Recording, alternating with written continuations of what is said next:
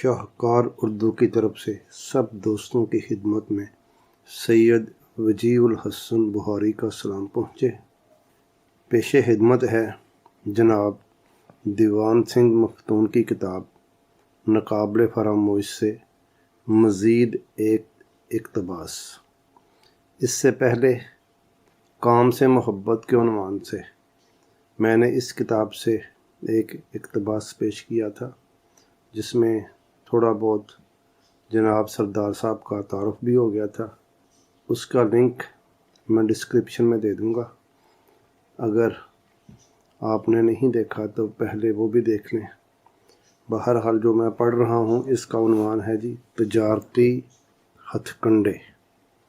جناب سردار دیوان سنگھ مختون فرماتے ہیں، روزنامہ ریت جو میں نے اور خواجہ حسن نظامی نے دہلی سے جاری کیا تھا، نقصان کے باعث بند کر دیا گیا، تو میں دیوبند کے ایک بنیے لالا اگرسین کے ساتھ بمبئی چلا گیا، جہاں لالا جی نے اگرسین اینڈ کمپنی کے نام سے آڑت کا کاروبار جاری کیا۔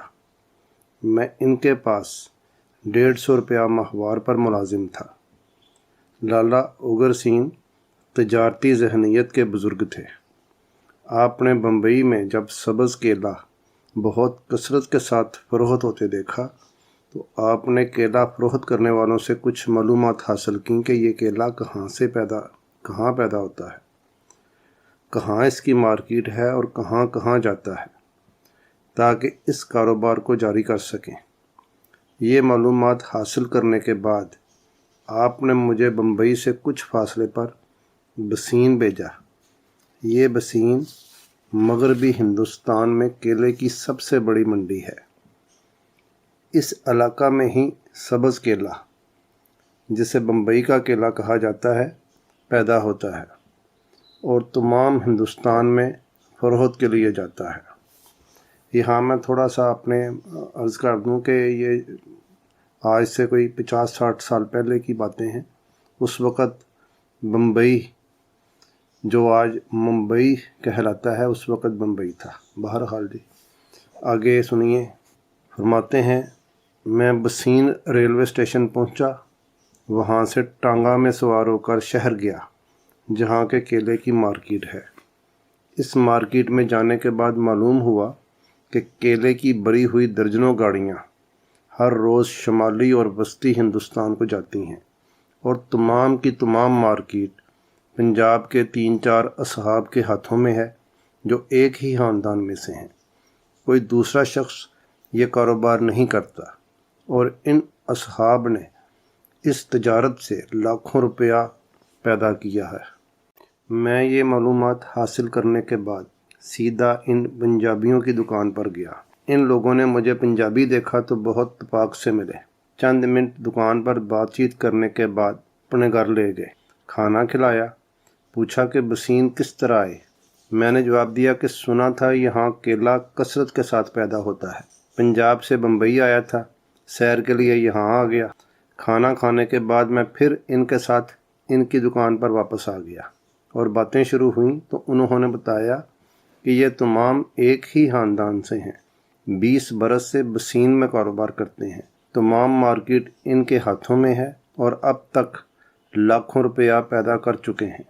ان کے یہ بتانے کے بعد میں نے ان سے سوال کیا کہ اس کی کیا وجہ ہے کہ یہ کاروبار تمام کا تمام آپ کے ہاتھوں میں ہے، اور کوئی گجراتی، پارسی یا مرہٹا یہ کام نہیں کرتا۔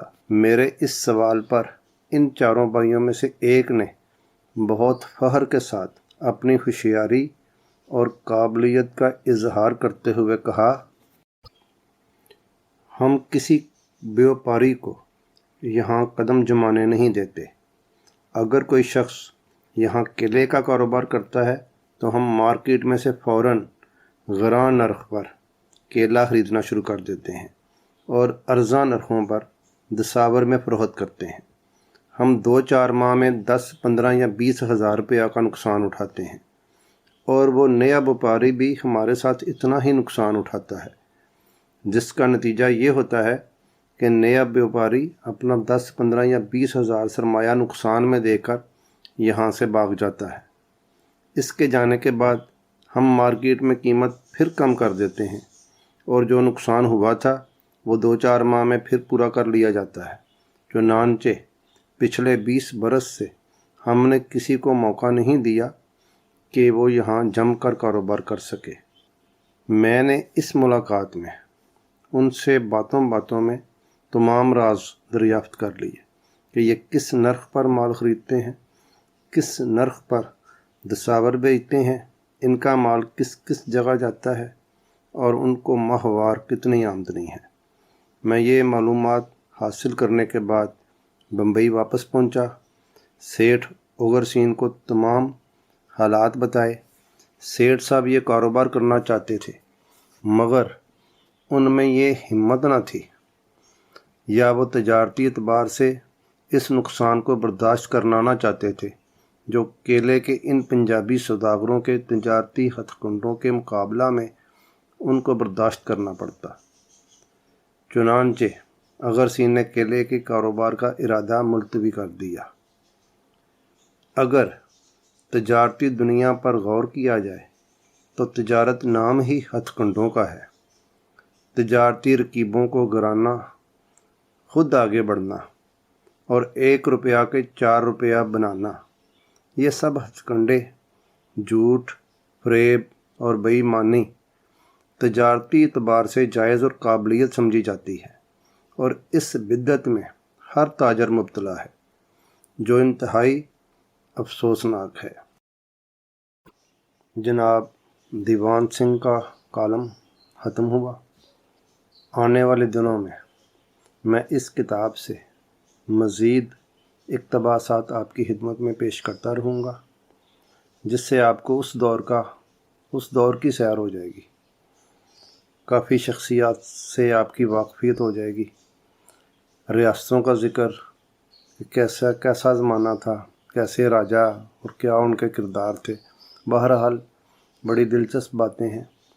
اور تھوڑا سا میں ایڈ کر دوں، یہ جو کالم میں نے پڑھا ہے تجارتی ہتھ کنڈے، تو میرے بھی مشاہدے میں 1-2 بات ہے، تو وہ میں دیوان سنگھ صاحب کی تصدیق ہوگی کہ ایک دفعہ میرے ایک واقف تھا، ان کے ساتھ میں گجرانوالہ گیا، ڈش انٹینے کا زمانہ تھا، تو انہوں نے ایک فیکٹری سے ڈشیں خریدیں، 1200 کے حساب سے انہوں نے خریدیں۔ خیر ایک دن میں ان کی دکان پہ بیٹھا ہوا تھا تو ایک گاہک آیا، تو اس نے پوچھا کہ یہ ڈش کتنے کی ہے، تو انہوں نے اس کی قیمت 1100 بتائی۔ میں بڑا حیران ہوا کہ میرے سامنے تو انہوں نے 1200 کی خریدی تھی اور خرچ وغیرہ بھی پڑھ کے یہ کوئی 1200-1300 کی بنتی ہے، تو بہرحال انہوں نے 1300-1400 کی۔ تو بہرحال اس آدمی نے ساتھ ہی پھر وہ رسیور LNB پورا پیکج لیا اور پیمنٹ کر کے چلا گیا۔ تو میں نے اس صاحب سے پوچھا کہ یار وہ آپ نے میرے سامنے یہ 1200 کی لی تھی تو آپ نے اس کو 1100 کا کیوں بتایا؟ تو وہ کہتے ہیں کہ یہاں جو بھی آدمی آتا ہے وہ پہلے دوسری دکانوں پہ جاتا ہے، فیکٹری والے ہر ایک کو مال دیتے ہیں، ہر ایک نے 1200 کی دی ہے ان کو، تو ظاہر ہے یہ جہاں بھی گیا ہوگا، کسی نے 1400 کسی نے 1500 مانگا ہوگا، تو یہ یہاں آ کے رکا ہے جب میں نے اس کو 1100 کی دی ہے۔ خالی ڈش تو نہیں اس نے لی، میں نے ساری کسر LNB رسیور اور کیبل میں نکالی ہے، جس کا اس کو شعور ہی نہیں، جس کا اس کو علم ہی نہیں ہے۔ تو یہ بہرحال یہ بھی دیکھیں ایک تجارتی ہتھ کنڈا تھا اس شخص کا کہ جو چیز گاہک پوچھتا ہے کہ یہ کتنے کی ہے وہ کم بتائے گا، اور جو ہڈن چیزیں ہیں جن کا علم نہیں ہے کسٹمر کو، وہ اس نے ساری کسر نکالنی ہے۔ یہ صاحب آج کل سولر کا کام کر رہے ہیں اور فارمولا وہی پرانا ہے، کیونکہ ڈش انٹینے کا زمانہ تو ختم ہو گیا، اب سولر کا زمانہ ہے۔ تو سولر میں یہ ہے کہ جو باہر وہ بڑی سی وہ ایک سولر پلیٹ ہوتی ہے، لوگ اسی کا پوچھتے ہیں آ کے کہ یہ کتنے گیج کی ہے، یہ کتنے واٹ کی ہے، اور وہ اسی کو نوٹ کرتے ہیں۔ اور یہ صاحب مارکیٹ میں سب سے کم دیں گے، اپنی خرید سے بھی کم، اور وجہ وہی کہ انہوں نے کسر نکالنی ہے، اور کوئی بھی خالی پلیٹ نہیں لیتا، اس نے پھر انورٹر بھی لینا ہے، اس نے ساتھ کیبل بھی لینی ہے اور چیزیں بھی لینی ہیں، بیٹریاں بھی لینی ہیں، تو یہ سب ساری کسر وہاں سے نکالتے ہیں۔ تو یہ چلیں، ہم لوگوں کو ان باتوں کا بھی علم ہونا چاہیے کہ اگر ہم نے کوئی چیز خریدنی ہے تو ان لوگوں سے بچنے کے لیے ہمارے پاس اس کا پورا علم ہونا چاہیے کہ یہ کتنی چیزوں کا پیکج ہے اور یہ کون کون سی کمپنی ہے، کتنے کی آتی ہے، بجائے کہ ہم صرف ایک چیز پوچھیں تو وہ ظاہر ہے اس نے اس قسم کے آدمی نے وہ کم بتا کے ہمیں پھانس لینا ہے۔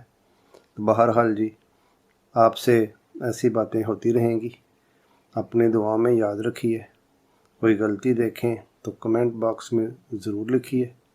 خوش رہیے، دیکھتے رہیے، پڑھتے رہیے، سنتے رہیے شاہکار اردو۔ سید وجیہ الحسن بخاری کو اجازت دیجیے۔ اللہ حافظ۔